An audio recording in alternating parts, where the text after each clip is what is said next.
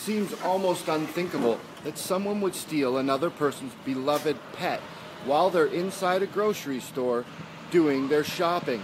But that's what happened to Forest Hill resident Amber McMain on Monday here at this Loblaws on St. Clair Avenue West, just east of Bathurst Street. This is my dog Open. He's a four-year-old Maltese Shih Tzu mix. He has one blue eye, one brown eye. I came to Loblaws last night between 7:45 and 8. I tied him up to this tree right here, and I went inside Loblaws for a couple minutes, and I came back out and he was gone. Toronto police say that store security cameras captured a man untying the dog and walking away, so in all likelihood, it's only a matter of time until they track down the dog napper. For the Toronto Sun, I'm Chris Doucette.